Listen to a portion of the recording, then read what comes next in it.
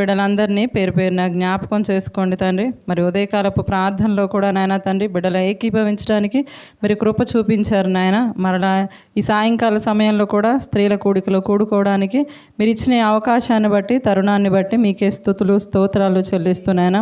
ఇదిగో తండ్రి మీ పక్షాన నిలువబడి మాట్లాడుతున్న నాకు సమయోచితమైన జ్ఞానాన్ని దయచేయమని తండ్రి, విత్తబడుతున్న వాక్యాన్ని మా హృదయాల్లో నాయన భద్రపరుచుకొని అటు రీతిగా జీవించినట్లుగా సహాయతను దయచేయమని కోరుకుంటూ ఈ ప్రార్థనను క్రీస్తు వారి శ్రేష్టమైన నామంలో ప్రార్థించి అడిగి వేడుకుంటున్నాం తండ్రి. ఆమెన్. కుడి వచ్చిన మీ అందరికీ కూడా మన ప్రభువు రక్షకుడైన యేసుక్రీస్తు వారి పరిశుద్ధమైన నామంలో నా హృదయపూర్వక వందనాలు తెలియజేస్తూ ఉన్నాము. మంచిది. ఈ రోజున మనం ఆలోచించబోతున్నటువంటి స్త్రీ ఎవరు అంటే ఆది తల్లి అయినటువంటి హవ్వమ్మ గారు. మాకు అందరికీ తెలుసండి, హవ్వమ్మ గారి గురించి మేము చాలాసార్లు విన్నాము. ఆమె గురించి మాకు చాలాసార్లు తెలుసండి. ఎందుకంటే ఆమె ఏం చేశారు, దేవుడు తినవద్దన్నటువంటి వృక్ష ఫలాన్ని తిన్నారు. ఆమె తిని ఊరుకున్నారా? ఆమె తిని మరలా భర్తకిచ్చి అసలు పాపానికి కారణం ఆమె అయింది. అసలు పాపానికి నాంది పలికింది ఆమె వల్లే ఈ శాపం వచ్చింది. ఏదైనా తోటలోంచి వారు బయటకు గెంటి వేయబడడానికి కారణము హవ్వమ్మ గారే అన్న విషయాలు మనకి జ్ఞాపకానికి వస్తాయి. అంతేనా? ఇంకేమన్నా జ్ఞాపకం వస్తాయా? చెప్పాలి. మనం ఏమనుకుంటామంటే హవ్వమ్మ గారిని పేరు తలుచుకుంటేనే మనకు జ్ఞాపకం వచ్చే విషయాలు ఏంటంటే ఈవిడలాగా ఉండకూడదు, ఈమె చేసిన పని మనం చేయకూడదు, దేవుని మాటకు లోబడలేదు. అంత మాత్రమే కాకుండా దేవుడు ప్రశ్నించినప్పుడు ఏం చెప్పారు, ఆమె తిరుగుబాటుగా మాట్లాడారు అని మనం ఆలోచన చేద్దాం. బాగుంది, నిజమే, ఇవన్నీ వాస్తవాలే అయినప్పటికీ కూడా మనం ఒక విషయాన్ని జ్ఞాపకం చేసుకోవాలి. ఏంటి ఆ విషయము అంటే, దేవుడు ప్రతి ఒక్క మనిషికి ఆయుష్ ఎందుకు ఇస్తారు చెప్పండి అమ్మా? ఎందుకు ఆయుష్ ఇస్తారు? దేవుణ్ణి తెలుసుకోవాలని, దేవుని కొరకు బ్రతకాలని, ఆయన మహిమార్థం జీవించాలని ఇస్తారు. ఇప్పుడు ప్రారంభంలో మనందరికీ తెలుసు మనుషుల యొక్క ఆయుష్ ఎంతగా ఉండేది. ఎంత ఆయుష్ బ్రతికేవాళ్ళు ప్రారంభ దినాలలో అంటే సుమారుగా 1000 ఏళ్ళు. మెతూషెలా గారు ఎక్కువ సంవత్సరాలు బ్రతికినటువంటి వ్యక్తిగా మనం చూస్తాం. అవునా? అంటే సుమారుగా మనం ఎంత అని చెప్పుకోవచ్చు అంటే ప్రారంభ మనుషుల యొక్క ఆయుష్ ఎంత అంటే 1000 సంవత్సరాలు. అంటే సుమారుగా 1000 ఏళ్ళు బ్రతికినట్లుగా మనకు కనిపిస్తుంది. నోవహు గారి దగ్గరికి వచ్చేసరికి 120 సంవత్సరాలుగా ఆయుష్ కుదించబడినట్లు చూస్తాము. ఆ తర్వాత మోషే గారు చేసిన ప్రార్థనలో 70-80 సంవత్సరాలు, కొత్త నిబంధనలో మనిషి యొక్క ఆయుష్ ఆవిరి వలె ఉన్నది అన్నట్లుగా మనం చూస్తాం. అయితే దేవుడు ఎందుకని ఈ ఆయుష్ను మనిషి కొరకు ఇస్తూ ఉన్నారంటే ఆయన కోసం బ్రతకాలి అని ఇందాకే జ్ఞాపకం చేసుకున్నాం. అయితే మనిషి తప్పు చేయగానే దేవుడు శిక్షించాలనేది దేవుని ఉద్దేశం కాదు. దేవునికి ఉన్న పేర్లలో లేదా దేవుని మనం సంబోధించే మాటల్లో ఏమని మాట్లాడుతూ ఉంటామంటే దేవుడు ప్రేమ కలిగిన వాడండి, దేవుడు కృప కలిగిన వాడండి అన్న పదాలు ఎక్కువగా వాడతాం. అవునా? ప్రార్థనలు ఏం వాడతాం? ప్రేమామయుడా, కృప కలిగిన దేవా, కృపామయుడా, ఇవేగా వాడతాం. అలాగే ఇక్కడ ప్రారంభ దినాలలో మనుషుల యొక్క ఆయుష్ ఎంతని ఆలోచన చేస్తూ ఉన్నాం? 1000 ఏళ్ళు. ఇప్పుడు అలాగే మనం ఆదాము హవ్వమ్మల గారి దగ్గరికి వచ్చి మనము వారి యొక్క జీవితాన్ని ఒకసారి పరిశీలన చేయడానికి ప్రయత్నం చేద్దాం. స్త్రీల కూడిక కాబట్టి మనం హవ్వమ్మ గారి గురించే ఆలోచన చేద్దాం. హవ్వమ్మ గారిలో మనకి తలుచుకోగానే గుర్తొస్తుంది ఆమెలో ఉన్న లోపాలు, ఆమె చేసిన పాపం, ఇదే జ్ఞాపకానికి వస్తుంది. అయితే పాపము చేసిన వెంటనే దేవుడు శిక్ష ఇచ్చాడు. అవునా? వాళ్ళు చేసిన తప్పు తెలుసుకోవడానికి, వాళ్ళు చేసిన పాపం ఏంటనేది వారికి గ్రహింపుకు రావడానికి కష్టపడి పని చేసుకోవాలి అన్నటువంటి శిక్షను వారికి ఇచ్చి ఏదేనులో నుంచి బయటికి పంపించారు. ఈ విషయాలన్నీ మనకు తెలుసు. అయితే బయటికి పంపించారే కానీ దేవుడు వారి ప్రాణాలను తీయలేదు. బాగా ఆలోచన చేద్దాము. దేవుడు ఏం చేశారు? శిక్షించారు, ఆయుష్ తీసేయలేదు. అంటే ఎప్పుడైతే ఒక మనిషి బ్రతికి ఉంటాడు అంటే వారి పట్ల దేవుని కృప ఉంది అన్న వాస్తవాన్ని మనం గమనించాలి. అవునా కదా? తప్పు చేస్తే శిక్ష మాత్రమే. మన ఇంట్లోనే పిల్లలు ఉంటారండి, పిల్లలు మనం చెయ్యవద్దన్న పని చేస్తారు. ఏం చేస్తాం? వెంటనే నీకు నాకు సంబంధం లేదురా, నువ్వు ఇంట్లోంచి వెళ్ళిపో అంటామా? కోపంలో ఒకవేళ అన్నా బిడ్డ ఇంటికి రాకపోతే ఏం చేస్తాం? ఎదురు చూస్తూ ఉంటాం, బిడ్డకు ఫోన్ చేస్తాం. బిడ్డ ఒకవేళ కోపంలో స్విచ్ ఆఫ్ చేస్తే పక్కింటి వాళ్ళకో ఎదురింటి వాళ్ళకో వాళ్ళ ఫ్రెండ్స్ ఉంటారుగా, వాళ్ళందరికీ ఫోన్ చేసి మా అబ్బాయి వచ్చాడా, నేను కోపంలో అరిచాను, ఎక్కడికి వెళ్ళిపోయాడో ఒక్కసారి కనుక్కోండి, ఎక్కడైనా వెళ్ళాడేమో ఒక్కసారి నాకు చెప్పండి అని వెతుకుతూ ఎదురు చూస్తూ ఉంటాం. అవునా? ఎందుకు కోప్పడ్డాం, ఎందుకు ఎదురు చూస్తున్నాం? కోప్పడింది చేసిన తప్పును బట్టి, బిడ్డ మీద కాదు. మనకు బిడ్డ మీద కోపం ఉందా, బిడ్డ చేసిన పాపం మీదో లేదా తప్పు మీద కోపం ఉందా? బిడ్డ మీద కాదు, బిడ్డ చేసిన తప్పుడు పని మీద కోపం ఉంది. అదే రీతిగా ఆదాము హవ్వమ్మల విషయానికి వచ్చి మనం ఆలోచన చేస్తే, హవ్వమ్మ గారి విషయంలో దేవుడు హవ్వమ్మ గారి మీద కోపం కాదు, ఆమె చేసిన తప్పుడు పని లేదా దేవునికి విధేయత చూపించకుండా చేసిన పాపం మీద కోపం వచ్చింది దేవునికి. అందుకనే వారిని ఏం చేశారు అంటే ఏదెను తోటలో నుంచి బయటకు పంపించారు. బయటకు పంపించిన తర్వాత వాళ్ళు చాలా సంవత్సరాలు జీవించారు. తెలుసు కదా మనకు. ఎలా చెప్పగలం? వారు బయటకు వచ్చాక పిల్లలను కన్నారు. మొట్టమొదటి సంతానం ఎవరు వారికి? ఎవరండి? కయ్యూను. తర్వాత హేబేలు. ఆ తర్వాత కూడా పిల్లలు పుట్టారా? తర్వాత షేతు గారు కనిపిస్తారు. తర్వాత మనం బాగా గమనిస్తే కుమార్తెలు కూడా పుట్టారు అన్న విషయం కనిపిస్తుంది. ఒకసారి చూద్దాం. ఆదికాండము 4వ అధ్యాయము 1వ వచనం మొదటగా చూద్దాము. ఆదికాండము 4వ అధ్యాయం 1వ వచనం. ఆదాము తన భార్య అయిన హవ్వను కూడినప్పుడు ఆమె గర్భవతి అయి కయ్యూనును కని, యెహోవా దయ వలన నేనొక మనుష్యుని సంపాదించుకున్నాను అంటే ఆమె బిడ్డలను కనింది అనడానికి ఈ వచనాన్ని చూద్దాం. తర్వాత మరలా మనం 6వ అధ్యాయానికి వచ్చేద్దాం. 6వ అధ్యాయానికి వచ్చిన తర్వాత మొదటి 2 వచనాలని చూద్దాం. నరులు భూమి మీద విస్తరించనారంభించిన తరువాత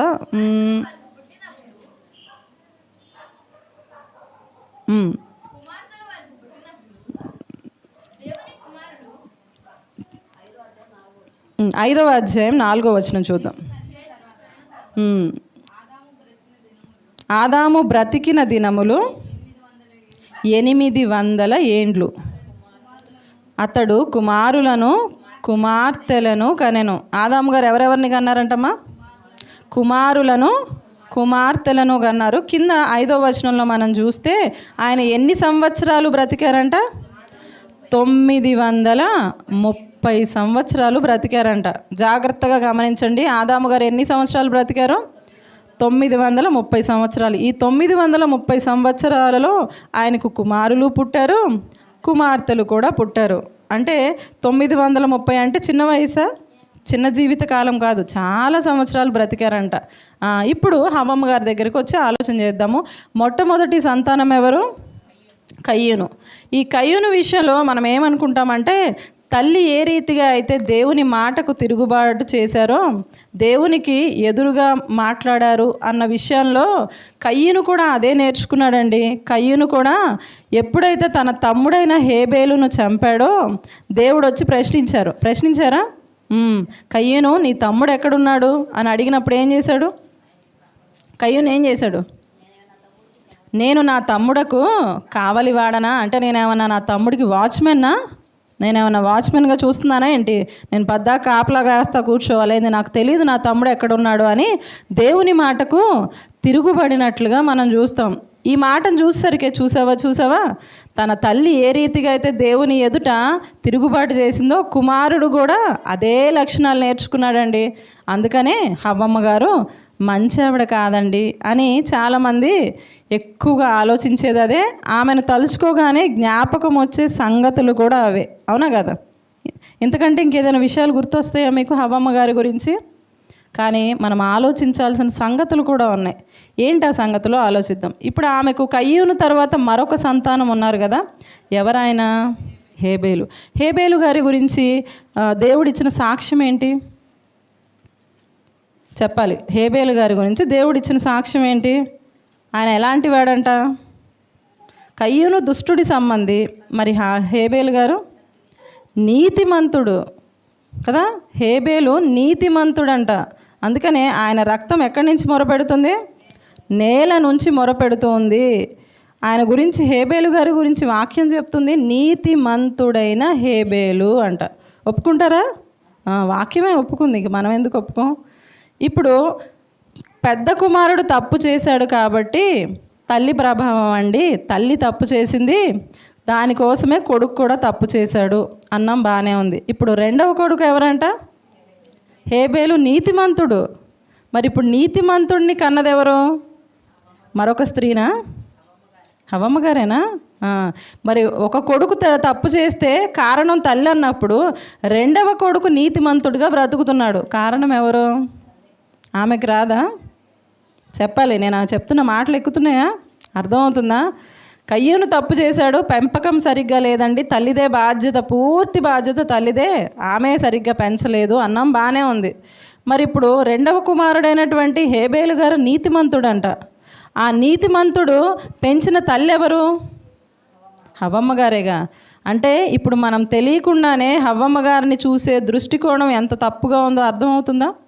ఇప్పటిదాకా ఆమె ఒక పాపాత్మురాల్లాగా, పాపం చేసిన స్త్రీలాగే మనం ఆలోచన చేస్తూ ఉంటాం హవ్వమ్మ గారు అని వినపడగానే. అవునా కదా? మీకు అంతకంటే మించి రాదు మనకు కూడా. కానీ మనం వాక్యాన్ని జాగ్రత్తగా గమనిస్తే ఇప్పుడు నీతిమంతుని తల్లి కూడా ఆమె. ఇప్పుడు నీతిమంతుని తల్లిని మనం దూషించవచ్చా? ఆమెను అవమానపరచవచ్చా? ఎలా పడితే అలా మాట్లాడవచ్చా? అంటే నీతిమంతుడిని పెంచడం వెనక కూడా ఆమె కష్టమే ఉంది. అంత మాత్రమే కాకుండా తప్పు చేశారు కాదనట్లా. ప్రతి నాణానికి బొమ్మ బరుసు రెండు ఉంటాయా?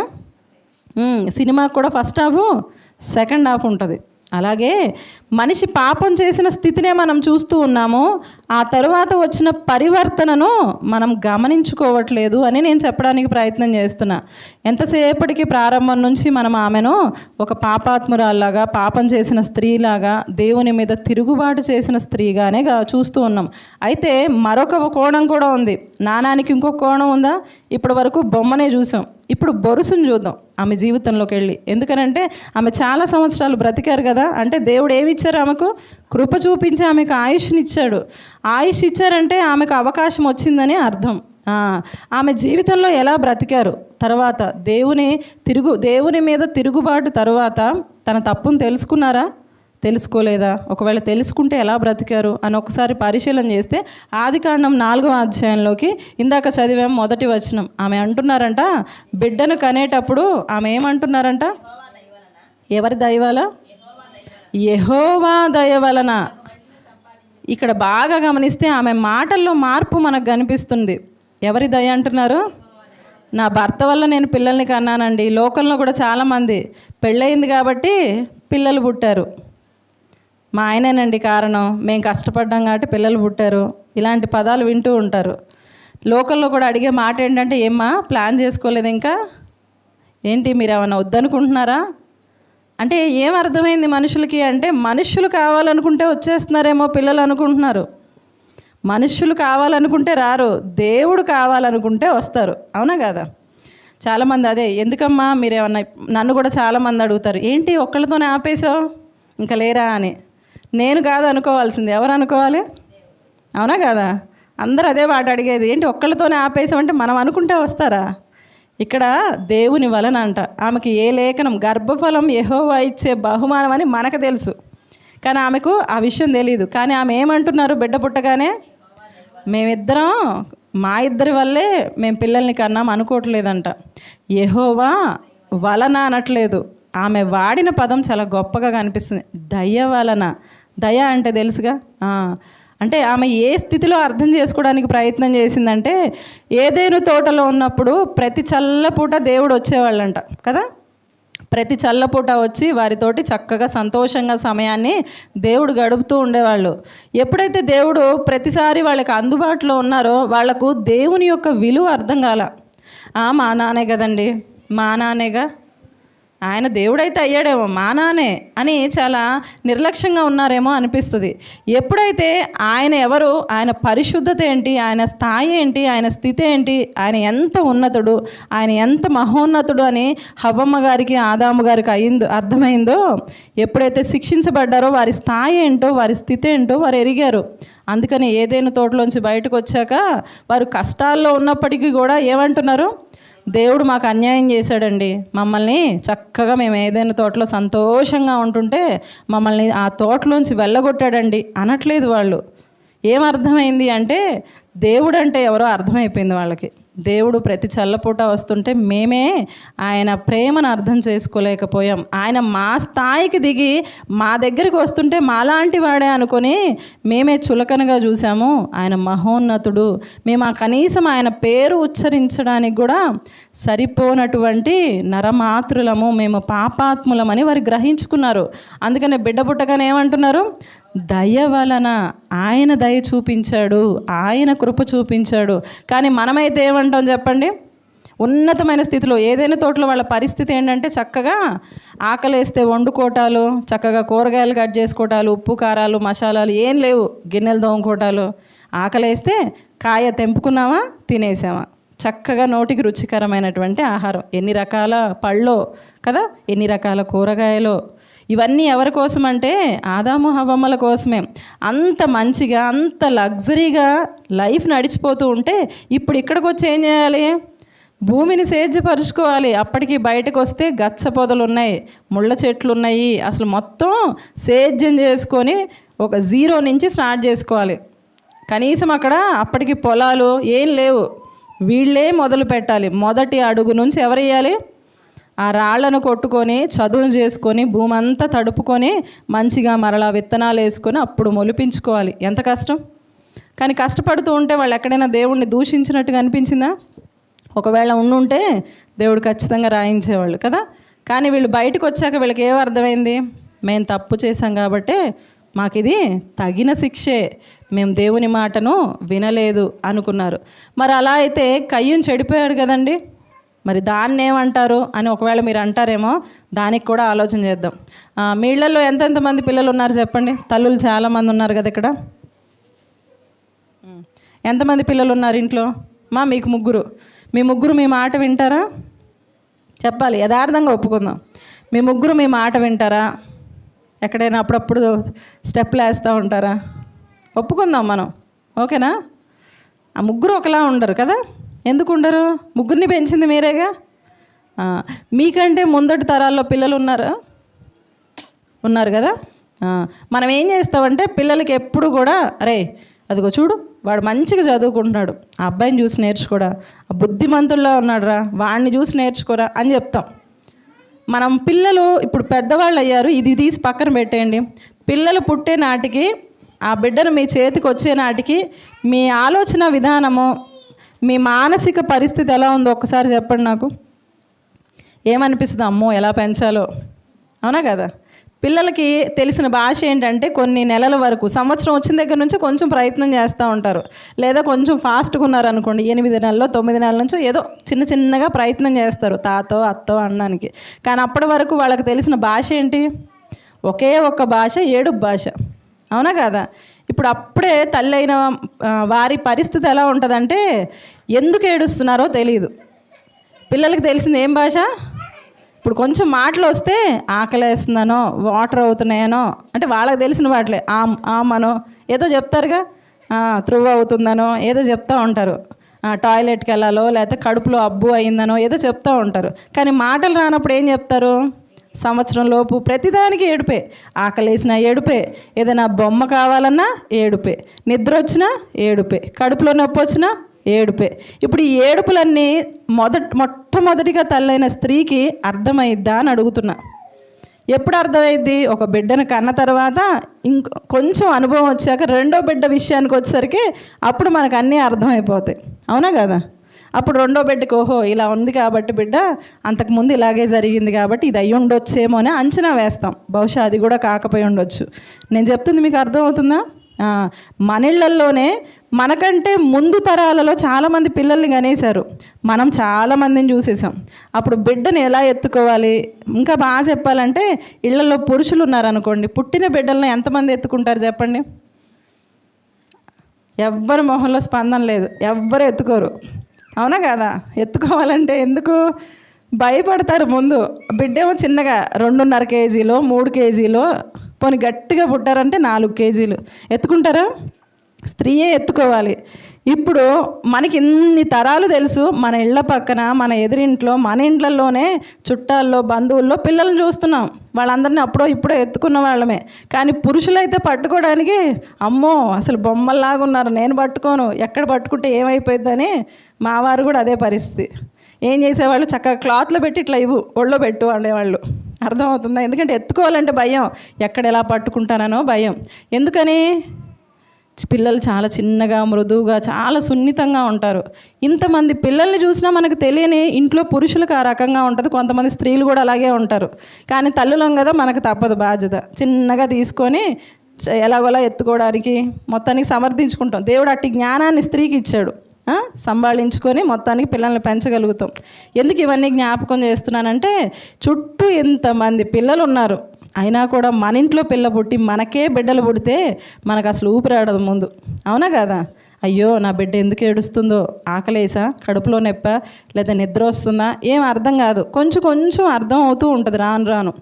ఇప్పుడు హవ్వమ్మ గారి కంటే ముందు ఎంతమంది పుట్టారు? ఎప్పుడైనా ఆలోచించామా? ఎవరైనా ఉన్నారా? పోనీ ఆమెను చూసి నేర్చుకుందాం. ఇప్పుడు మన ఇళ్ళలో పుట్టగానే ఎవరు వస్తారంటే అమ్మమ్మలో నాయనమ్మలో వస్తారు. అవునా కదా? మన వయసు వాళ్ళే ఉండరు మన పక్కన. వేరే వేరే ఫంక్షన్లు అంటే పక్కన చిన్నపిల్లలు ఉంటారు, లేదా మన వయసు వాళ్ళు ఉంటారు. డెలివరీ అనగానే మనతో పాటు ఎవరు ఉంటారు చెప్పండి? ఎందుకని?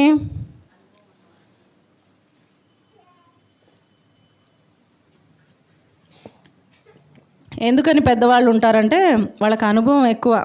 అమ్మ బిడ్డ ఆకలితో ఏడుస్తుందా, అన్న పట్టుకో, ఇంకో పాలు ఎలా ఇవ్వాలో తెలుసా, ఇంకో చెయ్యి కింద కనుక ఎత్తుగా పెట్టు తల, ఇవన్నీ చెప్తారా? వాళ్ళకి అనుభవం ఉంది కాబట్టి. ఇప్పుడు హవ్వమ్మ గారికి డెలివరీ అయ్యింది, ఎవరు పక్కన ఉన్నారు? ఆదాము గారే ఉన్నారు. ఇప్పుడు వాళ్ళ అమ్మమ్మ కానీ వాళ్ళ నాయనమ్మ కానీ ఎవరైనా ఉన్నారా? ఇప్పుడు ప్రతి ఒక్కటి నేర్చుకునే స్థితి వాళ్ళు. 0 నుంచి నేర్చుకోవాలి. బిడ్డలంటే ఏంటో తెలీదు, తెలుసా? వాళ్ళిద్దరికి దేవుడు ఏ కాలాన్ని ఇచ్చారు? యవ్వన కాలాన్ని ఇచ్చాడు. పసి వయసు లేదు. వాళ్ళు పుట్టడమే దేవుడు యవ్వన కాలంలో వాళ్ళను పుట్టించాడు. ఇప్పుడు బిడ్డలు పుట్టడం అంటే జంతువులు చూశారు తప్ప మనుష్య పిల్లలు వాళ్ళకు తెలియదు. ఒప్పుకుంటారా? ఇప్పుడు హవ్వమ్మ గారికి బిడ్డ పుట్టాడు. ఇప్పుడు ఆ బిడ్డ వాళ్ళ రూపంలో ఉంటే వీళ్ళకి ఎలా ఉంటుంది చెప్పండి? నాకు అదంతా ఇవి చదువుతున్నప్పుడు నాకు అవన్నీ జ్ఞాపకానికి వస్తూ ఉన్నాయన్నమాట. ఇప్పుడు మనల్ని చూడడానికి మన ఇళ్లలో అమ్మమ్మలు, తాతయ్యలు ఎవరో ఒకళ్ళు ఉన్నారు కదా, మరి వాళ్ళకి ఎవరు చెప్పారు? బహుశా దేవుడు చెప్పుండొచ్చాడు, కానీ ఫిజికల్గా ఎవరు తోడు ఉన్నారు వాళ్ళకి? ఎవరు లేరు. ఇప్పుడు ఎవరు నేర్చుకోవాలి? వాళ్ళే నేర్చుకోవాలి. ఇప్పుడు పట్టుకుంటే ఏమైద్దో తెలియదు. ఎందుకంటే ఏడుపు ఒకటే కదా, వాళ్ళకి తెలిసిన భాష ఏడుపు. అమ్మో ఏడుస్తున్నాడు, పాలు ఇవ్వాలా, ఇచ్చిన తర్వాత మళ్ళీ ఏడిస్తే కడుపులో నొప్ప, నిద్రకొచ్చా, ఇంకేదైనా బాగాలేదా, ఎలా తెలుస్తుంది వాళ్ళకి? అప్పుడు ఎలా ఉంటుంది మనకి? ఇక బిడ్డను ఒళ్ళో వేసుకొనే కూర్చుంటాం.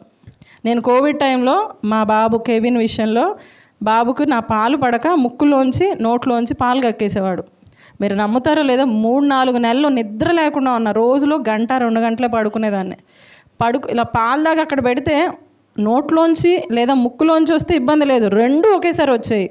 ఈ 2 ఒకేసారి రావడం వల్ల ఊపిరి తీసుకోలేకపోయాడు. నాకు భయం వేసేది ఏంటంటే, అలా కూర్చొని అలా బిడ్డని ఒళ్ళో పెట్టుకొని లేదా దిండుకి కొంచెం ఎత్తులో పడుకోబెట్టి చూస్తా కూర్చునేదాన్ని. ఎందుకంటే కోవిడ్ టైం, భయంకరమైన కోవిడ్లో మా వాడు టఫ్ ఫైట్ జరిగింది. నన్ను చూడడానికి, నాతో ఉండడానికి ఎవ్వరు లేరు, నేను మా అమ్మ ఆఫీస్కి వెళ్ళాలి. నా పరిస్థితి ఎలా ఉండేదో అంత భయంకరంగా ఉండేది. పొద్దున పూట 6 దాకా మేలుకునేదాన్ని. ఇక 6కి అమ్మ లేచి పనులు చేసుకునేది. ఎందుకంటే ఆమె ఆఫీస్కి వెళ్ళాలి కదా. అప్పుడు 1 గంట, కానీ అప్పుడు నిద్ర పట్టదు, అప్పటికే తలనొప్పి వచ్చేసేది. అలా 1 గంట 2 గంటలు అనేసరికి అమ్మ 9:30-10కి ఆఫీస్కి వెళ్ళిపోయేది. మళ్ళీ లేచి కూర్చునేదాన్ని, మళ్ళీ నైటు, మళ్ళీ తెల్లారుజాము 6 వరకు. అసలు నిద్రపోయేదాన్ని కాదు. అలా నాకు 3-4 నెలలు టార్చర్. ఎందుకని అంటే ఏమవుతుందో బిడ్డకు తెలీదు. సిరప్లు వేసుకోవాలి, బిడ్డను చూసుకుంటూ ఉండాలి, కనిపెట్టుకుంటూ ఉండాలి. అబ్బో భయంకరమైన నరకం. ఇప్పుడు ఇదే పరిస్థితి ఎవరికి ఉంది? హవ్వమ్మ గారికి ఉంది. ఇప్పుడు బిడ్డను ఎలా పెంచాలి, ఎందుకు ఏడుస్తున్నాడు, ఎలా చూసుకోవాలి, ఏం పెట్టాలి ఎలా తెలుసా మీకు? తెలుసా? ఇంకా పాలు ఒకటే ఇస్తూ ఉంటారు. కానీ ఇప్పుడు ఏమవుతుందంటే, ఇప్పుడు ఆదాము గారు వెళ్ళి పని చేసుకోవాలి, హవ్వమ్మ గారు ఏం చేసేది? ఇక బిడ్డను ఎత్తుకొనే కూర్చునేదేమో. కొంచెం సేపు రెస్ట్ ఇచ్చి ఆమె మళ్ళీ ఏడిస్తే ఏం చేసేది? గబగబా పరిగెత్తుకుంటూ, నాకు తెలిసి ఒకళ్ళు మార్చి ఒకళ్ళు ఎత్తుకొని చూసుకుంటూ ఉన్నారేమో. ఇప్పుడు మొదటి బిడ్డ అనుభవం వీళ్ళ జీవితంలో వచ్చేసరికి రెండవ బిడ్డను కన్నారు అనుకుందాం. ఇప్పుడు రెండవ బిడ్డకు వచ్చేసరికి వీళ్ళకి ఏం అర్థం అవుతుంది? పిల్లల్ని ఎలా చూసుకోవాలో ఒక అవగాహన వస్తుందా లేదా? చెప్పాలి తల్లులు, పెద్దవాళ్ళు, అవునా కదా? ఇప్పుడు వీళ్ళ పరిస్థితి కూడా అంతేనా కాదా? వీళ్ళేం స్పెషల్ పవర్స్తో ఏం లేరు, మనం అలాంటి వాళ్ళే కదా. ఇప్పుడు వీళ్ళ జీవితంలో కూడా అదే జరిగింది. కయ్యూను గారు చెడిపోవడానికి కారణం బహుశా నేనేమనుకుంటానంటే, మన బిడ్డలను గారాబం చేసినప్పుడే చెడిపోతారు, అవునా? రెండవ బిడ్డ వచ్చేసరికి ఇక ఎలా పెంచాలో తెలుసు కాబట్టి కొంచెం ధైర్యంతో ఉంటారు. ఇక ఎక్కడ పడితే అక్కడ వదిలిపెట్టవచ్చు, వీడిది ఆడుకునే వయసు, ఇది పాకే వయసు అని అన్నని కాపలా పెడతాం, అవునా? ఇప్పుడు ఎవరిని కాపలా పెడతాం? రెండో బిడ్డకి ఫస్ట్ పుట్టిన బిడ్డనే పెడతాం. కానీ అప్పటి వరకు అల్లారు ముద్దుగా పెరిగి తల్లిదండ్రుల చేత ఎక్కువగా ప్రేమించబడిన కుమారుడు ఎవరు? కయ్యూను. ఇప్పుడు తమ్ముడు వచ్చాడు. తమ్ముడు రాగానే తల్లి ఏమంటుంది? అయ్యా తమ్ముడిని చూడు, తమ్ముడు ఏడుస్తున్నాడు, పో, ఇప్పుడు నువ్వు కాదు, ఇప్పుడు నువ్వు పెద్దోడివి, వాడు చిన్నోడు, నువ్వు వాడిని చూడాలి అనగానే కయ్యూను మనసులో ఏమని ఉండొచ్చు? ఇప్పటి వరకు మా అమ్మకి నేనంటే చాలా ఇష్టం, మా నాన్నకు కూడా నేనంటే చాలా ఇష్టం, ఇప్పుడు ఈ ప్రేమ అంతా ఎవరు తీసుకుంటున్నారు? నా తమ్ముడు తీసేసుకుంటున్నాడు, నిన్నగాక మొన్న వచ్చాడు, వీడి మీద ఎందుకు ప్రేమ చూపిస్తున్నారు? పిల్లలకి ఆ వయసుకి అర్థం చేసుకునే మనసు ఉండదు. వాళ్ళకి ఏమనిపిస్తుంది అంటే, మా స్నేహితురాలు పాప అన్నప్రాసన జరిగింది మొన్నే, రెండో పాప పుట్టింది. పెద్ద పాప మొదటగా ఫస్ట్ చాలా గారాభంగా జాగ్రత్తగా చూసుకున్నారు. ఎప్పుడైతే అన్నప్రాసన జరుగుతుందో ఉండి ఉండి గుక్కబట్టి ఏడుస్తుంది పెద్ద అమ్మాయి. అసలు ఏం అర్థం కాల. రీసెంట్గా నెల క్రితం జరిగింది. ఎందుకు ఏడుస్తుందంటే ఆ పిల్లని ఎవరు పట్టించుకోవట్లేదని కోపం వచ్చేసింది అమ్మాయికి. ఫోటోలన్నీ బుడ్డదానికి తీస్తున్నారు, చుట్టాలు వచ్చిన వాళ్ళు అందరూ ఆ అమ్మాయిని చూసుకుంటున్నారు, ఫోటోలో అందరూ ఆ పిల్లనే ఎత్తుకుంటున్నారు. ఈ అమ్మాయిని ఎవరు ఉండడానికి ఉంది, కానీ అది అమ్మాయికి నచ్చలా. ఆ పాప వయసు 2 ఏళ్ళు, ఈ పాప వయసు 6వ నెల అన్నప్రాసన. ఈ పాపకి ఏం అర్థమైంది? నా తల్లిదండ్రులు నన్ను పట్టించుకోకుండా నా చెల్లిని పట్టించుకుంటున్నారని గుక్కబట్టి ఏడ్చిందండి. ఏమైనా పడిందా అంటే పడలేదు, పోనీ కొట్టారా అంటే కొట్టలేదు. దేనికి ఆ పిల్ల కోపం వచ్చింది, ఎందుకు అంతగా ఏడ్చిందంటే నన్నెవ్వరు పట్టించుకోవట్లేదు, నా చెల్లిని పట్టించుకుంటున్నారని ఏడ్చింది. ఇలాంటి సంఘటనలు మన ఇంట్లో ఉన్నాయా లేవా? ఖచ్చితంగా ఉన్నాయి. ఇప్పుడు కయ్యూను గారు కూడా ఏమనుకొని ఉండాలి?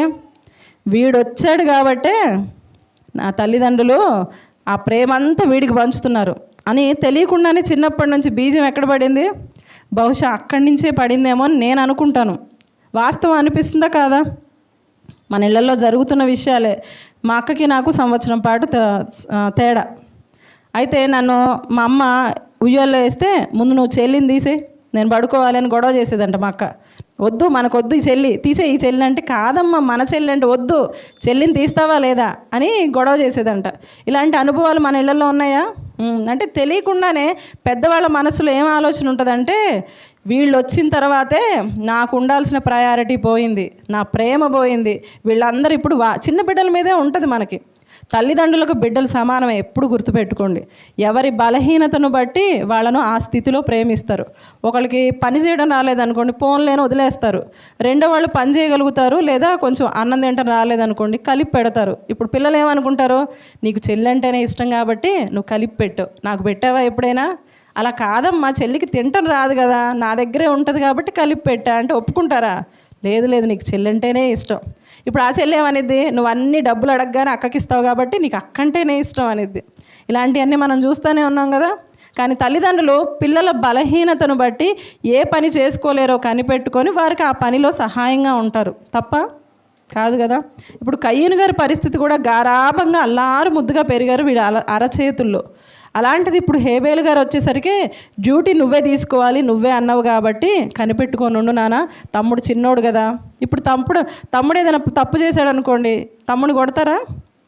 అదే కయ్యూను తప్పు చేస్తే ఖచ్చితంగా దెబ్బలు పడతాయి. ఎందుకని? పెద్దోడు కదా. ఇప్పుడు బొమ్మలు ఎరగొడితే అన్నం దంతాం, తమ్ముడిని తన్నాం. అదేంటి మా తమ్ముడు అక్కడే, ఒకవేళ అనుకుందాం వాడు అక్కడే రోత చేస్తున్నాడు, వాడు 1కి వెళ్తున్నాడు 2కి వెళ్తున్నాడు, అయినా ముద్దు చేస్తున్నారు. నేను చిన్న బొమ్మ ఎరగొట్టగానే నా మీదకి వచ్చేస్తున్నారు.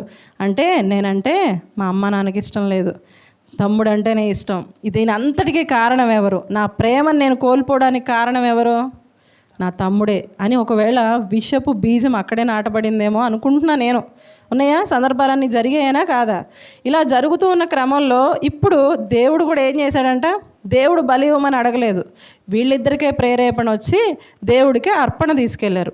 ఇప్పుడు అంటే సమయం చాలా ఉన్నాయి విషయాలు, ఈ ఉన్న సమయాన్ని బట్టి కొన్ని క్లుప్తంగా ఆలోచన చేద్దాం. ఇప్పుడు అర్పణను తీసుకెళ్ళి దేవుడి దగ్గర అర్పించారంట. అర్పించగానే దేవుడు ఎవరు అర్పణ తీసుకున్నారు? అసలే పుండు, ఇప్పుడు దాని మీద ఏమైనట్టు? కారం చల్లినట్టు ఉంది. ఇప్పటికే నా తల్లిదండ్రుల ప్రేమ షేర్ అయిపోయింది, నాకంటే ఎక్కువగా నా తమ్ముడిని ప్రేమిస్తున్నాడని బాధపడుతున్న స్థితిలో ఇప్పుడు దేవుడు కూడా ఎవరు అర్పణ తీసుకున్నాడంట?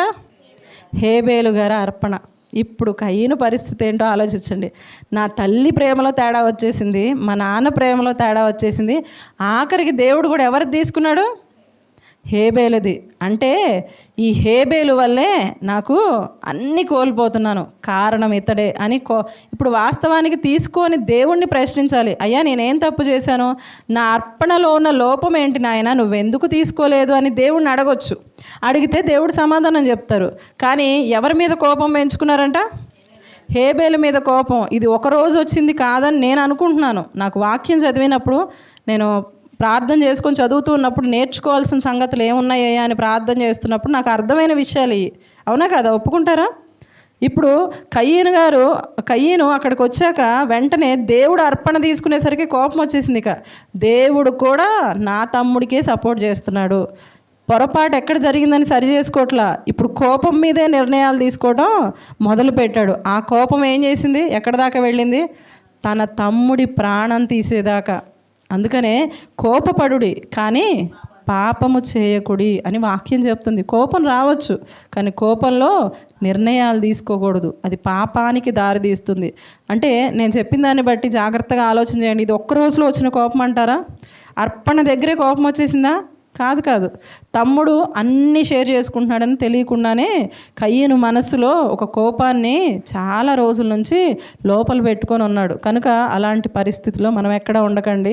తల్లిదండ్రులకు బిడ్డలందరూ సమానమే. అయిపోయిన తర్వాత పాపం హేబేలు చనిపోయారు, ఆయన నీతిమంతుడు. ఇప్పుడు ఎవరైనా ఏ తల్లి అయినా పరిస్థితి ఎలా ఉంటుందో ఒకసారి చూడండి. బిడ్డను కోల్పోయింది, అల్లారు ముద్దుగా పెంచుకున్న బిడ్డ. మనం ఏం చేస్తామమ్మా చెప్పండి? దేవుడు కనిపించడు కానీ అడిగి కడిగి నిలదీసి ఆయన అవసరమైతే కోర్టుకు కూడా లాగేస్తాం, అంత గొప్పగా అడిగేస్తాం. అవునా కదా? ఏమయ్యా నీకు నా బిడ్డే దొరికాడా? ఇంకా ఈ లోకంలో ఎవ్వరూ దొరకలేదా? నా బిడ్డ నిండు ప్రాణాలు పోయాయి, నువ్వేం చేస్తున్నావు? నువ్వు అసలు ఉన్నావా లేవా? ఏం చేస్తున్నావు అని అడుగుతారా లేదా? ఏమా ఒప్పుకుందామా? ఎన్ని మాట్లాడతామో. చిన్న యాక్సిడెంట్లో చిన్న అనారోగ్యం వస్తేనే అయ్యో నా బిడ్డకి ఎందుకు వచ్చిందండి ఇంత బలహీనత, ఇంకెవరు లేరా అంటే వేరే వాళ్ళకి వచ్చినా పర్లేదన్నమాట. అది మన మనసు. ఇలా ఆలోచన చేస్తాం. ఇప్పుడు హవ్వమ్మ గారిది కూడా తల్లి మనసేగా. ఇప్పుడు మొట్టమొదటి కొడుకుని ఎంత గారాభంగా పెంచుకున్నారు. ఇప్పుడు ఆ బిడ్డ రెండవ కుమారుడు అయినటువంటి హేబేలు గారు ప్రాణాలతో లేడు. ఇప్పుడు తల్లి ఏం అడగాలి? దేవా నువ్వు నాకు ఎందుకయ్యా ఇంత అన్యాయం చేసావు? నేను అడిగానా రెండవ బిడ్డనివ్వమని? కానీ ఇచ్చింది నువ్వే కదా. మరి ఆ బిడ్డ ప్రాణాలు పోయాయి, నా బిడ్డను నేను ఎక్కడ చూసుకోవాలి? నా బిడ్డ లేకుండా నేను ఎలా బ్రతకాలి? అడిగారా? అడగల. ఆమె మరొక ప్రార్థన చేశారు. చూద్దాం. ఆదికాండము 4వ అధ్యాయము 25వ వచనాన్ని చూద్దాం. ఆదికాండము 4వ అధ్యాయము 25వ వచనం. ఆదాము మరలా తన భార్యను కూడినప్పుడు ఆమె కుమారుని కని కయ్యను చంపిన హేబేలునకు ప్రతిగా దేవుడు నాకు మరి ఒక సంతానమును నియమించను అనుకొని అతనికి షేతు అను పేరు పెట్టెను. ఇక్కడ జాగ్రత్తగా గమనిద్దాము. ఇందాక హేబేలు గారు చనిపోయారు, అక్కడ వరకు బాగానే ఉంది. ఇప్పుడు కయ్యను గారి పరిస్థితి ఏంటి? దేవుడు శాపం ఇచ్చారా? దేశ దిమ్మరిగా వెళ్ళిపో. ఇది కూడా మనం గమనించాలి. ఇందాక మనం హేబేలు గారి దగ్గర ఆగాము. హేబేలు గారు ఏమో చనిపోయారు. ఇప్పుడు కయ్యను ఎక్కడికి వెళ్ళిపోయాడు? ఇక తల్లిదండ్రుల దగ్గర లేరు. నా సన్నిధిలో నుంచి నువ్వు వెళ్ళిపో అని దేవుడు గురుతేసంట దేశ దిమ్మరిగా విడిచిపెట్టాడంట. ఇప్పుడు తల్లికి తన కళ్ళ ముందు చూసుకోవడానికి హేబేలు లేడు. హేబేలు గారు లేరు. ఇప్పుడు కయ్యూను చూద్దామా అంటే కయ్యూను కూడా లేడు. ఇంట్లో ఎవరెవరు ఉన్నారు ఇప్పుడు? మరలా ఇద్దరే. ఎంత భయంకరంగా ఉంటుంది ఒక్కసారి ఊహించండి. కనీసం రెండో కుమారుడు చనిపోయాడు కదా, పెద్ద కుమారుని చూసుకొనైనా కొంచెం నెమ్మది కలిగి ఉందామంటే పెద్ద కొడుకు కూడా దేశదిమ్మరిగా దేవుడి శాపాన్ని పొందుకొని వెళ్ళిపోయాడంట. ఇప్పుడు తల్లి ఏం అడగొచ్చు? పోనేలయ్యా, పోతే పోయాడు, ఒక కుమారుడు ఇంకొకడు ఉన్నాడు కదా, ఆ కుమారుడిని ఉంచొచ్చు కదా, నువ్వెందుకు పంపించేశావు అని ప్రశ్నించారా? ప్రశ్నించలా. హవమ్మ గారికి ఏం అర్థమైంది అంటే అక్కడ ప్రశ్నించలేదు అంటే దేవుని తీర్పులు న్యాయమైనవి అని ఆమె అర్థం చేసుకున్నారు. నా దేవుడు ఏది చేసినా అది న్యాయంగానే ఉంటుంది. మేమే పాపాత్మలం. నా పెద్ద కుమారుడు పాపం చేశాడు కాబట్టి దేవుడు శిక్షనిచ్చాడు, అది వాడికి సరైందే అని చెప్పి ఆ బిడ్డ విషయంలో చింతిస్తూ ఉండలేదండి. మనం కూడా ఇళ్లలోంచి ఎవరైనా వెళ్ళిపోతే తల్లిదండ్రులు ఏం చేస్తారు? దిగులతోటి కనబడటలేదు అని పేపర్ ప్రకటన ఇస్తారు. ఇచ్చి చాలామంది మానసికంగా, మా అమ్మగారి స్నేహితురాలు చిన్నప్పుడు బిడ్డ పుట్టి చనిపోయాడంట. ఆమె ఇప్పటికీ సైకలాజికల్గా ఇన్నేళ్ళైనా 30-40 ఏళ్ళు అవుతున్నా ఆమె కోలుకోల, మానసికమైన రోగంతో బాధపడుతూ ఉంది. ఎందుకంటే బిడ్డల మీద వాళ్ళకున్న ప్రేమ అలాంటిది. కొడుకులు కానీ కుమార్తెలు కానీ తప్పిపోతే ఇప్పటికీ వెతుకుతూ పేపర్లో ప్రకటిస్తున్న వాళ్ళని మనం చూస్తున్నాం. ఇప్పుడు హవమ్మ గారు ఎక్కడైనా కయ్యూను కోసం ఎదురు చూసినట్లుగా అనిపించిందా? చూడలేదు ఆవిడ. అంటే ఆమెకు తల్లి ప్రేమ లేదా? ఉంది. ఆమె తల్లి ప్రేమనే మించిన ప్రేమ దేవుని ప్రేమ మీద ఆధారపడ్డారు. మీకు అర్థమవుతుందో లేదో. హవ్వమ్మ గారు అనగానే మనకు దేవుని మీద తిరుగుబాటే జ్ఞాపకం వస్తుందేమో. పూర్తి బాధ్యతను ఇప్పుడు ఎవరి మీద వేశారు? దేవుని మీద వేసి ప్రతిదానికి ఇప్పుడు ఏమంటున్నారంటే దేవుని చిత్తం అంటున్నారంట. ఏమంటున్నారు ఆవిడ? నా దేవుడు ఏది చేసినా న్యాయమే చేస్తాడు, ఆయన ఏది చేసినా మాకు మంచి చేస్తాడని ఆవిడ నమ్మారు. అందుకని ఈసారి మరలా గర్భం వచ్చిందంట. ఏమని అంటున్నారు ఆవిడ? కయ్యూను చంపిన, ఇక కయ్యూను లాంటి బిడ్డని ఇయ్యనట్లా ఏమని అడుగుతున్నారు? కయ్యూను చంపాడు చూసావయ్యా హేబేలు, అతను నీతిగా బ్రతికాడు కదయ్యా, అలాంటి బిడ్డను నాకు మరొక బిడ్డని ఇచ్చావయ్యా అంటే ఆమె కయ్యూను విషయంలో దిగులు చెందుతున్నట్లు ఎక్కడైనా ఉందా? దిగులు చెందినట్టు కానీ, బాధపడినట్లు కానీ, ఆ బిడ్డ కోసం ఎదురు చూస్తున్నట్లు కానీ ఎక్కడ కనిపించదు. ఆమె అంటున్నారు కయ్యూను చంపిన హేబేలుకు ప్రతిగా. అంటే ఆమె మనసు ఎక్కడుందంటే హేబేలు గారి దగ్గర ఉంది. ఎందుకని? నీతిమంతుడు అంటే పాపాత్ములను దేవుడు ఊరుకోడు, క్షమించడు, శిక్షిస్తాడు. నా బిడ్డ తప్పు చేశాడు కాబట్టి దేవుడు శిక్షిస్తాడు, కాబట్టి నేను వెనకేసుకురాను. మనం కూడా పిల్లలు తప్పు చేస్తే వెనకేసుకొస్తారు చాలామంది, అవునా కదా? ఏముందిలే, ఇదేం పెద్ద తప్పు కాదని తండ్రికి తెలియకుండా తల్లులు దాచిపెడతా ఉంటారు. కానీ ఈమె దేవునికి దాచిపెట్టల. దేవుడు చేసిన పని కరెక్టే అని దేవునికే మాటకు లోబడింది. ఆయన ఇచ్చిన శిక్షకు విధేయత చూపించారు. అంత మాత్రమే కాకుండా బిడ్డ పుడితే కయ్యూను లాంటి బిడ్డ పుట్టాడు అనట్లా. ఏమంటుంది? కయ్యూను చంపినా అంటే కయ్యూను అనగానే మా మైండ్లో ఎవరు గుర్తొస్తున్నారు? ఏం జ్ఞాపకం వస్తుందంటే నీతిమంతుడైన హేబేల్ని చంపేశాడయ్యా. వద్దు అలాంటి వాడు, నాకు ఎవరు కావాలి? హేబేలు కావాలి. హేబేలు లాంటి బిడ్డను నువ్వు నాకు దయచేసావయ్యా అని దేవునికి స్తుతి చెల్లిస్తున్నారు. అర్థమవుతుందా? అంటే ఆమె భక్తి జీవితం రెండవ కోణం ఎంత బాగుందో చూడండి. మొదటి ప్రారంభం బాగాలేదు ఆమె జీవితం, ముగింపుకు వచ్చేసరికి లేదా మధ్యలోకి వచ్చేసరికి ఆమె జీవితం ఎలా ఉంది? ఎక్కడ లెగిస్తే దేవుని దయ, దేవుని కృప, ప్రభువా అని దేవుని సన్నిధిలో ప్రతి దాని విషయంలో కూడా కనిపెట్టుకుంటున్నట్లుగా, దేవునికి ప్రార్థన చేసుకుంటున్నట్లుగా ఉన్నట్లుగా కనిపిస్తుందా లేదా? కానీ ఏదైనా తోటలో ఉన్నప్పుడు ఈ స్థితి లేదు. కళ్ళన్నీ ఎక్కడున్నాయి? అప్పుడు తల మీద ఉన్నాయి తెలియకుండా. కానీ ఇప్పుడు ఉండాల్సిన స్థానంలో ఉంది. దేవుడు అంటే ఎవరో గుర్తెరిగారు. వెంటనే ఆమె అక్కడి నుంచి ఆమెలో మార్పు చెందడం మొదలుపెట్టారు. ఏం చెప్పడానికి ప్రయత్నం చేస్తున్నాం? లేదా హవ్వమ్మ గారి జీవితాన్ని మనం లో నుంచి ఏం నేర్చుకుంటున్నామంటే, ఏ మనిషిలో అయినా పొరపాట్లు జరగవచ్చు, తప్పులు జరగవచ్చు. మన జీవితంలో జరగట్లేదా? జరుగుతాయి. అయితే ఈ తప్పును పట్టుకొని మన జీవితాంతం వాటినే వేలెత్తి చూపించడం కాదు, కానీ వారి జీవితంలో జరుగుతున్నటువంటి మంచి పనులను కూడా చూడాలంటున్నాను. అర్థమవుతుందా?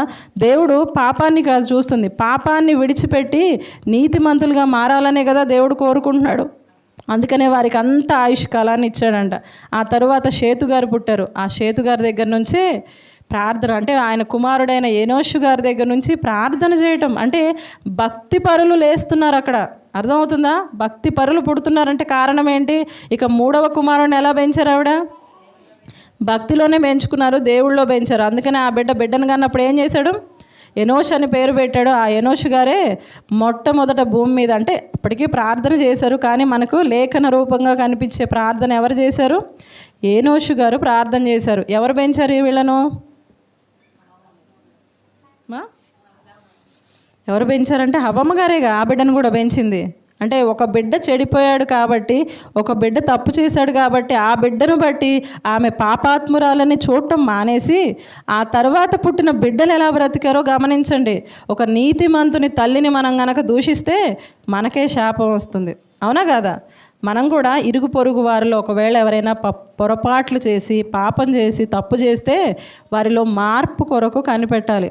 వారు ఇంకా సజీవంగా ఉన్నారంటే కారణం ఏంటయ్యా అంటే దేవుడు అవకాశం ఇస్తున్నారు.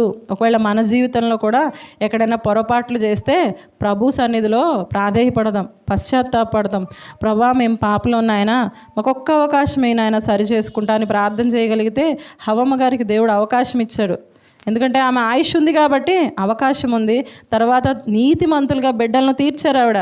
కనుక ఒకవేళ బహుశా ఆమె నీతిమంతురాల జాబితాలోనూ ఉందని నేను నమ్ముతున్నాను. ఎందుకనంటే ఆమె పెంచిన బిడ్డల విషయమే నాకు అదే అనిపిస్తుంది. మొన్న కూడా చెప్పాను, చేతికున్న 5 వేళ్ళు ఒకలా ఉండవు, బిడ్డల మనస్తత్వాలు ఒకలా ఉండవు. ఎంత కష్టపడి పెంచుతున్నా అపవాది దానికి తగ్గట్లుగానే పనిచేస్తూ ఉన్నాడు.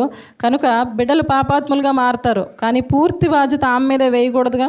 మరి నీతిమంతులుగా పుట్టినటువంటి పెరిగినటువంటి హేబేలు గారు లేదా షేతు గారు, ఆ తర్వాతి తరాలైనటువంటి ఎనోషు గారి జీవితాలను కూడా మనం ఒకసారి చూస్తే వారు నీతిగా బ్రతికారు కదా.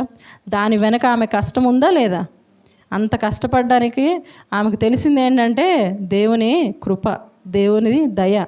దేవుని సన్నిధిలో ఆమె తనను తాను మార్చుకున్న విధానాన్ని బట్టే బిడ్డలు బ్రతికారు. లేదా ఆమె పాపాత్మురాలుగానే ఉంటే బిడ్డలు కూడా చెడిపోయేవాళ్ళు, అవునా కదా? హేరోదియ ఏం చేసింది? తన కూతుర్ని చెడగొట్టేసుకుంది. ఒక నీతిమంతుడైనటువంటి ఒక ప్రవక్త అయినటువంటి బాప్తిస్మం ఇచ్చే యోహాను గారి తలను చక్కగా పళ్ళల్లో పెట్టుకొని అమ్మగారికి తీసుకెళ్ళి ఇచ్చిందంట. ఎంత భయంకరాలో గమనించండి. కానీ ఈమె తర్వాత తన బిడ్డలను ఎంత నీతిగా పెంచుకున్నారు, ఎంత భక్తిగా పెంచుకున్నారు. కనుక మొదటి కోణాన్ని చూసి ఎదుటివారిని అంచనా వేయటం కాదు, కానీ మనకు దేవుడు ఇంకా ఆయుష్నిచ్చి అవకాశం ఇస్తున్నారంటే మనలో మార్పు కొరకే ఇస్తున్నారన్న వాస్తవాన్ని గమనిద్దాం. మన తోటి సహోదరిమణులు లేదా మన ఇరుగు పొరుగు వారు, మన బంధువుల్లో ఒకవేళ ఏదైనా పొరపాటు చేస్తే దాన్ని బట్టే వాళ్ళని తీర్పు తీర్చొద్దు. ఇంకా అవకాశం ఇచ్చాడు, పోనీలే వాళ్ళలో మార్పు రావాలని కోరుకుందాం. దేవుడే చూస్తున్నాడు, మనం ఎందుకు చూడొద్దు? కనుక హవ్వమ్మ గారిలో ఎప్పుడు మీరు తలుచుకున్నా ఒక పాపాత్మురాల్లాగో ఒక లోబడని స్త్రీగానో జ్ఞాపకం పెట్టుకోవడం కాదు, ఆమె నీతిమంతురాలు అన్న వాస్తవాన్ని గమనించండి. నీతిమంతులను పెంచిన స్త్రీగా మనకు తెలియట్లేదా? పెంచరా? హేబేలు గారి తల్లి, షేతు గారి తల్లి, ఎనోషు గారి నాయనమ్మో అమ్మమ్మో ఎవరో నాయనమ్మ, అంతేనా? దాదిగా, అంటే నీతిమంతులకు తల్లిగా కనిపిస్తున్నారు ఆవిడ. మరి అలాంటి స్త్రీని మనం తప్పు ఉద్దేశంతో చూడొచ్చా? ఆమెలో ఉన్న పొరపాట్లను చూసి అలా బ్రతకూడదని నేర్చుకుందాం. ఆమె బ్రతికిన విధానాన్ని చూసి ఇలా బ్రతకాలని కూడా నేర్చుకుందాము. కనుక మన జీవితాల్లో ఎలా ఉంటున్నాం? మనమైతే చిన్న చిన్న విషయాల్లోనే ఈరోజున గర్భఫలం ఇవ్వకపోతేనే ఏం దేవుడండి, పెళ్ళై ఇన్ని సంవత్సరాలైనా బిడ్డలు ఇవ్వలేదని మనం దూషిస్తున్నాం. కానీ ఆమెకేం అర్థమైంది? దేవుడి దయ అన్న విషయం అర్థమైంది. గర్భఫలం యెహోవా ఇచ్చే బహుమానం అని తెలిసినప్పటికీ కూడా మనకి దేవుని వైపు చూడకుండా హాస్పిటల్ చుట్టూ మనుషుల మీద ఆధారపడుతున్నాం మనం. కానీ ఆమె బిడ్డ పుట్టగానే దేవుని దయ అండి, దేవుని కృప అండి అని దేవుణ్ణి స్తుతిస్తున్నారు. ఈరోజున చిన్న చిన్న విషయాలకు దేవుణ్ణి నిందించే వారంగా ఉండకుండా వారు కష్టాలలో కూడా శ్రమల్లో కూడా 2 బిడ్డలను కోల్పోయారు ఆవిడ. ఒకళ్ళు కాదు, 2 కాదు. ఒకళ్ళేమో ఈ లోకంలో లేకుండా వెళ్ళిపోయారు, మరొకడు ఉన్నప్పటికీ లేనట్టుగానే దేశ దిమ్మరిగా వెళ్ళిపోయాడు. కానీ ఆ స్థితిలో కూడా ఆమె దేవునికి ప్రార్థన చేస్తున్నారంటే ఆమెలో ఉన్న భక్తి ఎంత గొప్పదో ఆలోచించండి, అవునా కదా? భక్తి ఉంటేనే ప్రార్థన చేస్తారు. ఏంటయ్యా నువ్వు ఇచ్చేది బిడ్డని, 2 బిడ్డల్ని తీసేసుకున్నావు అన్నారా? అయినప్పటికీ 3వ బిడ్డను బట్టి దేవుని సన్నిధిలో ప్రార్థన చేస్తున్నారు. కనుక చిన్న చిన్న కష్టాలకి మనం కృంగిపోతాం. ఆమె బిడ్డల్ని అంటే కడుపు కోత ఎవరైనా భరిస్తారా? ఏ తల్లి తట్టుకోలేని బాధ ఏదైనా ఉందా అంటే ఒకవేళ భర్త లేకపోయినా ఉంటారేమో, కానీ కడుపు కోత ఏ ఆడది కూడా తట్టుకోలేని పరిస్థితి. అలాంటి స్థితిలో కూడా ఆమె దేవుని కోసం దేవుని సన్నిధిలో ప్రార్థన చేసుకుంటూ అంత భక్తిగా బ్రతికారంటే మనం హవమ్మ గారి జీవితాన్ని నుంచి కూడా నేర్చుకోవాల్సిన విషయాలు ఉన్నాయి. కనుక మనం కూడా మన జీవితాలు ఎలా బ్రతుకుతున్నాం, చిన్న చిన్న వాటికి ఒకవేళ పొరపాట్లు చేస్తే ప్రభు సన్నిధిలో ప్రార్థన చేసుకుందాం. మన జీవితాల్లో జరిగిన పాపాలను విడిచిపెట్టి ప్రభు పాదాలు పట్టుకుందాం. ప్రభువా, నా జీవితంలో మరలా అవకాశాన్ని ఇచ్చినందుకు నేను మార్చుకుంటానయ్యా, నీ వాక్యం చేత సరిచేసుకోవడానికి అవకాశం అయ్యాయా అని ప్రాధేయపడండి. దేవుడు ఖచ్చితంగా అవకాశాన్ని ఇస్తారు. ఒకవేళ మన ఇరుగు పొరుగుల్లో ఎవరైనా తప్పులు పొరపాట్లు చేస్తూ ఉంటే వారికి అవకాశం ఇచ్చావు నాయన, వారు మారడానికి సహాయం చేయతండ్రి అని అవసరమైతే దేవుని ప్రేమను వారికి పరిచయం చేద్దాం. దేవునిలో వాళ్ళని బలపరచడానికి ప్రయత్నం చేద్దామే కానీ సూటిపోటి మాటలతోటి లోకులు కాకులు అన్నట్లుగా పొడిచి వాళ్ళని చంపకుండా వాళ్ళలో మార్పు కొరకు ప్రయత్నం చేద్దాం. హవమ్మ గారి జీవితం అనగానే నీతిమంతుల జాబితాలో ఆవిడ కూడా ఉన్నారన్న వాస్తవాన్ని గమనిద్దాం. కనుక అటు రీతిగా మనందరం కూడా నీతిమంతుల వలె బ్రతకాలని, మన బిడ్డల ముందు మనం ఎలా పెంచుకుంటున్నాం అన్న వాస్తవాన్ని కూడా గమనించుకోవాలని కోరుకుంటూ ఈ మాటల్ని ముగిస్తున్నాను. కళ్ళు మూసుకోండి. చిన్న మాట ప్రార్థన. మహోన్నతుడా, మహాజీవం కలిగిన మా గొప్ప దేవ, మీకే వందనాలు నాయన. సర్వోన్నతుడు, సర్వశక్తిమంతుడు తండ్రి. ఇదిగోనైనా ఈ సమయంలో తండ్రి హవమ్మ గారి జీవితంలో నుంచి మాతో ఎన్నో విషయాలను మీరు మాట్లాడి ఉన్నారు నాయన. నిజమే తండ్రి, ఇప్పటి వరకు మనుషులను చూసినాయన ఒకవైపే చూస్తూ వారు చేసిన పాపాలను బట్టి వారి జీవితాలని ఇలా పొరపాటు చేశారని దూషించేవారిగానో అవమానించేవారుగానో ఉంటున్నాం నాయన. క్షమించండి తండ్రి. కానీ వారి జీవితాల్లో మీరు ఇంకా ఆయుష్ను పొడిగించి తండ్రి వారిలో మార్పును మీరు కోరుకున్నారు నాయన. ఆ మార్పు విషయంలో హవమ్మ గారు నిజంగానే మీకు విధేయత కలిగిన ఆయన మీ చిత్తానికి తల వంచి ఆమె బ్రతికినట్లుగా, ఆమె కుటుంబాన్ని కట్టుకున్నట్లుగా లేఖనాల్లోంచి మేము తెలుసుకున్నాం తండ్రి. మరి మా జీవితాల్లో కూడా నాయన మేము ఎట్టి జీవితాన్ని కలిగి ఉన్నామో, మా కుటుంబాన్ని మేము ఎట్టి రీతిగా కట్టుకుంటున్నామో మమ్మల్ని మేము పరిశీలన చేసుకోవడానికి మీరే కృపను దయచేయమని కోరుకుంటున్నానా. విత్తబడిన వాక్యం మా హృదయాల్లోనైనా నీరు కట్టి ఫలించడానికి సహాయాన్ని దయచేయమని కోరుకుంటూ ఈ ప్రార్థనను క్రీస్తు వారి శ్రేష్టమైన నామంలో ప్రార్థించి అడిగి వేడుకుంటున్నాం తండ్రి. ఆమేన్. అందరికీ మరొకసారి వందనాలండి. సరే, మంచిదండి. కూడికి ముగించేసుకుందాము. పరిశుద్ధుడా, ప్రేమ కలిగిన తండ్రి, మీకే వందనాలు నాయన. ఉదయకాల సమయంలో తండ్రి